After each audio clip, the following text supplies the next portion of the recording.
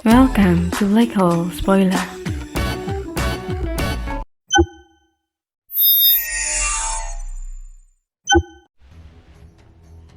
Chapter 470.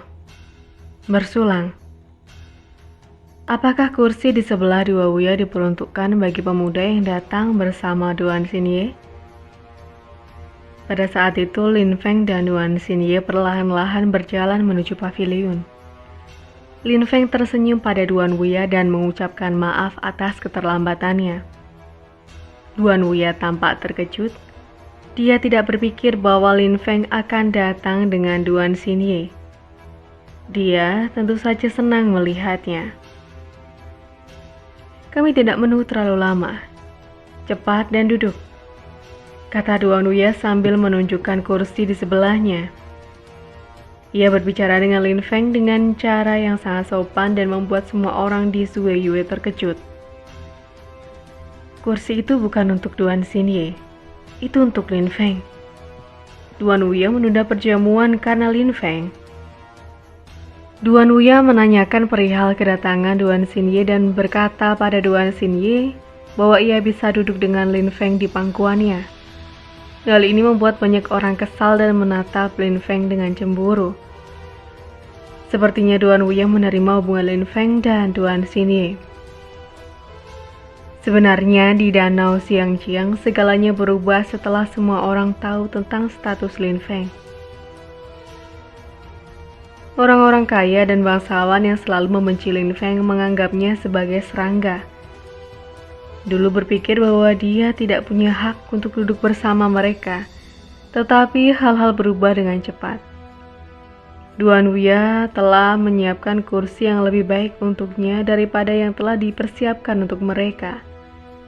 Selain itu, sang putri cantik akan duduk di pangkuannya. Jika mereka tidak iri dengan Lin Feng, maka itu akan aneh.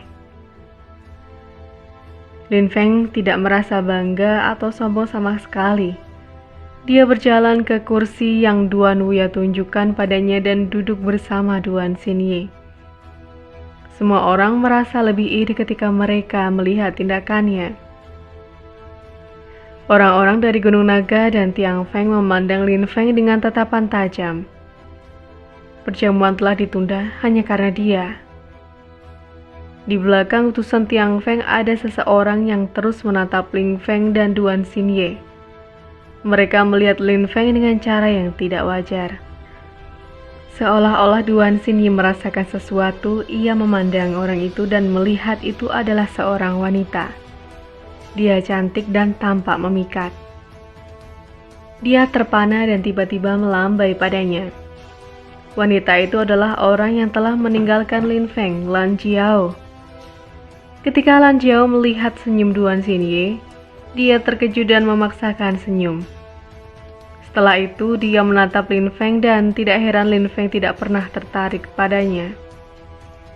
Selain dari Mencin, ada wanita cantik lain di sisinya. Selain itu, dia adalah seorang putri. Lin Feng juga melirik ke arah kerumunan. 3 orang paling penting tampaknya adalah 2 pria parubaya dan seorang pria muda. Mereka semua tampak tertutup dan mengejutkan. Selain itu di depannya ada 7 orang. Feng Chen dan utusan Tiang Feng lainnya. Mereka semua bersinar dengan kekuatan mereka. Cahaya berbahaya berkedip di mata mereka ketika mereka melihat Lin Feng. Keenam utusan dari Tiang Feng semuanya sangat kuat dan tidak diragukan lagi bahwa mereka berbakat. Di antara semua kelompok itu, Lan Jiao adalah yang terlemah. Selain itu, Yue Tiangming, Wu Qing, dan 2 orang dari klan Yu, Yu Qing dan Yu Jian. Ada juga pejabat tinggi Lo Zue yang semuanya duduk di bawah Lin Feng. Pejabat tinggi lainnya adalah Duan Wudao, Duan Wuya, dan Zhu Zhangpeng yang sekarang sudah mati. 8 orang itu adalah pejabat tinggi Zueyue. Yu Jin adalah pejabat tinggi kelima. Yu Jian adalah yang ke-8. Luo Zia adalah yang ke-7 dan karena Zhu Zhangpeng telah meninggal, posisi ke-6 tidak berpenghuni. Di bawah para pejabat ada Yun Fei Yang juga. Meskipun dia selalu tidak dikenal, dia telah menunjukkan kekuatannya melawan Secheong. Jika Yun Fei yang bertempur melawan Lo Zue pasti akan kalah. Kultivator yang kuat adalah protagonis dari perjamuan sehingga mereka diberi kursi yang terbaik. Selain itu ada juga beberapa orang kaya dan bangsawan kaya dari Zue Yue. Misalnya Duan Tianglang. Duan Wuya dengan cara yang sangat sopan sambil mengangkat gelas alkohol, ia menyapa dua tuan dari Dragon Mountain dan memulai perjamuan. Semua orang mengangkat gelas mereka satu demi satu dan menatap orang-orang dari Gunung Naga.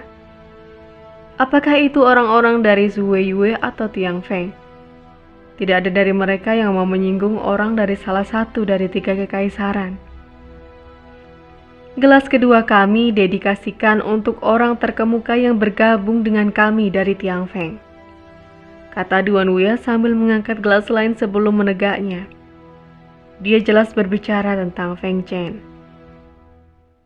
Duan Wuya, pangeran terkasih, Anda terlalu sopan, kata Feng Chen sambil tersenyum dan menegak gelasnya juga.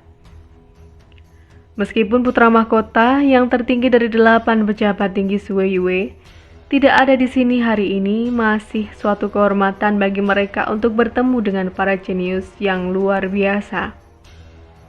Feng Chen mengangkat gelas untuk mereka semua. Feng Chen juga adalah seorang pangeran. Dia mengerti bahwa dia harus sopan kepada Duan Wuya sebagai gantinya. Duan Wuya telah mengangkat gelas padanya sehingga dia harus mengembalikan gerakan itu. Yang pertama dari 7 utusan Tiang Feng juga tidak ada di sini. Tapi dia mungkin berlatih kultivasinya dan bersiap-siap untuk persaingan hebat Zue Yue. Duan Wuya mengatakan bahwa saudaranya pun demikian. Yang pertama dari 7 utusan Tiang Feng dan yang pertama dari 8 pejabat tinggi Zue Yue pasti akan berpartisipasi dalam kompetisi besar Zue Yue. Mereka tidak harus dipilih. Mereka sudah berdiri di atas masing-masing negara. Jika 2 murid paling menonjol dari kedua negara tidak berpartisipasi, siapa yang akan melakukannya? Apa tingkat kultivasi Duan Wudao saat ini? Tanya seorang pada saat itu. Itu adalah seorang pemuda yang duduk di salah satu kursi penting. Semua orang memandang Duan Wuya ketika mereka mendengarnya. Mereka semua ingin tahu seberapa kuat Duan Wudao tumbuh. Duan Wuya memandang pemuda itu. Dia adalah seorang pemuda dari Kekaisaran Gunung Naga. Dia datang dengan para duta besar yang berarti bahwa pemuda itu mungkin sangat kuat. Dia mungkin datang ke Zue Yue seperti orang-orang dari Tiang Feng untuk mengukur kekuatannya terhadap kandidat potensial lainnya untuk kompetisi. Duan Wuya dengan nada sopan menjawab bahwa ia tidak tahu tentang seberapa tingkat kultivasi saudaranya itu. Orang itu bertanya untuk kedua kalinya tentang perkiraan kekuatan saudara Duan Wuya itu. Karena dia sangat penasaran dengan Duan Wudao, saudara dari Duan Wuya.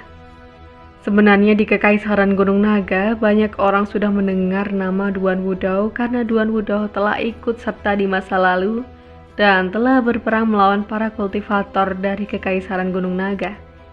Dia pasti menang. Tetapi melihat Duan Wudao sangat sulit, hanya mereka yang memiliki kekuatan untuk melawannya yang bisa bertemu dengannya.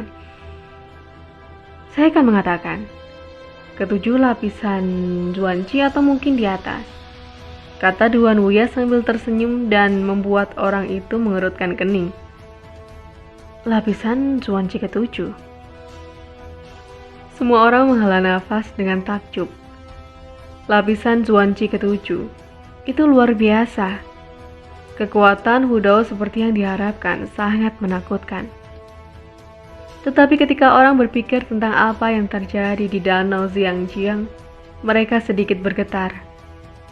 Duan Wudao telah menyerang sekte Luozia dan tidak ada dari mereka yang bisa menghindari serangannya. Dia dengan mudah membunuh orang yang membuatnya marah. Dia dikabarkan sangat arogan dan tidak menunjukkan belas kasihan. Utusan pertama Tiang Feng juga menembus lapisan Zuanqi ke-7. kata seseorang dari Tiang Feng pada saat itu seolah-olah sedang berusaha membuktikan sesuatu. Duan Wuye tidak terkejut dan memujinya sambil tertawa. Mengapa mencoba membandingkan orang yang tidak ada di sini? Duan Wuye, Anda harus memperkenalkan orang yang duduk di sebelah Anda yang sudah lama kami tunggu. Apakah dia kultivator Zhuo Yue terkuat kedua setelah Duan Wudao? Utusan Tiang Feng menatap Lin Feng dengan arogan. Mereka semua bangsawan dan terpaksa menunggu Lin Feng untuk waktu yang lama. Selain itu, wanita cantik itu berbaring di lengan Lin Feng dan mereka cemburu. Karena itu mereka tidak bisa untuk tidak memprovokasi dia dan melihat apa yang telah dia perbuat. Duan Wuye dengan tersenyum dan tertawa dia menjelaskan bahwa Lin Feng adalah kekasih dari Duan Xinye. Duan Wuye telah mengatakannya tanpa ragu-ragu yang membuat wajah Duan Xinye memerah. Dia menundukkan kepalanya dan menyembunyikan senyumnya. Dia begitu cantik sehingga semua orang terpesona oleh kecantikannya.